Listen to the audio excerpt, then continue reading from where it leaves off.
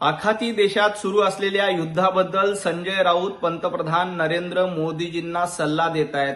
संजय राऊत, तुम्हाला महाविकास आघाडीमधलं भांडण सोडवता येत नाही. महाविकास आघाडीमध्ये राज्यसभेचा उमेदवार कोण होणार हे ठरवता येत नाही आणि तुम्ही आखाती देशाच्या युद्धाबद्दल आभाळ हाणतायत.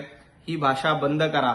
पंतप्रधान नरेंद्र मोदीजी हे परराष्ट्र धोरण ठरवण्यासाठी आणि त्याबद्दल भूमिका घेण्यासाठी सक्षम आहेत.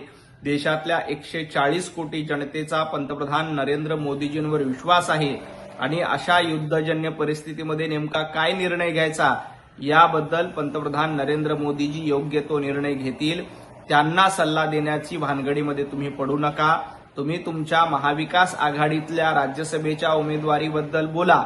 तिथं तुम्हाला पेच सोडवता येत नाहीत आणि तुम्ही आखाती देशातल्या युद्धाचा पेच सोडवायला निघालात.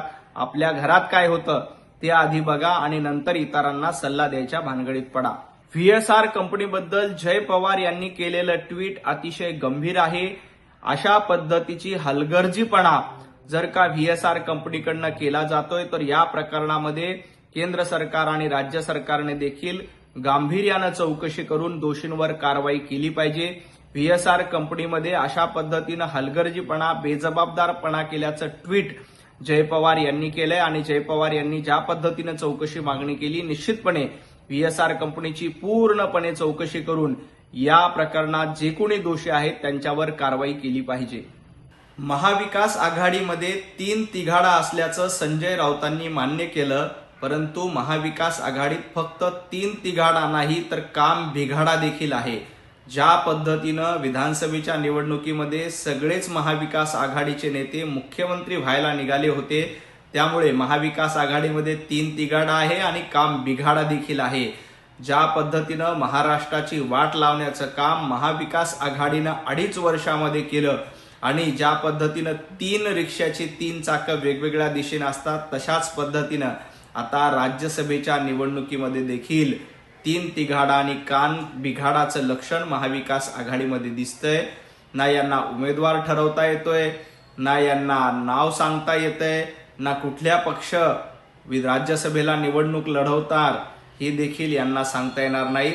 महाविकास आघाडीमध्ये 3 गट पडल्याचं स्पष्टपणे दिसतंय.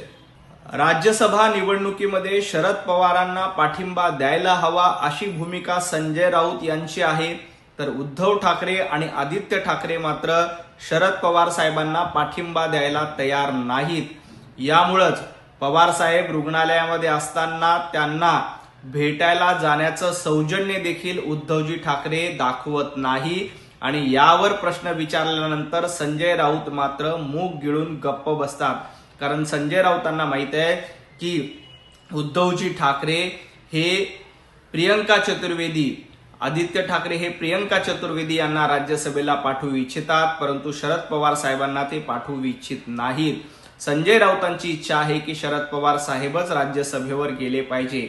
उभाटाचं मीठ खायचं, उभाटाची प्रवक्तेगिरी करायची आणि चाकरी मात्र शरद पवार साहेबांची करायची, हे संजय राऊत यांचं धोरण झालेलं आहे. हे राज्यसभेच्या निवडणुकीमध्ये उघड पडलंय.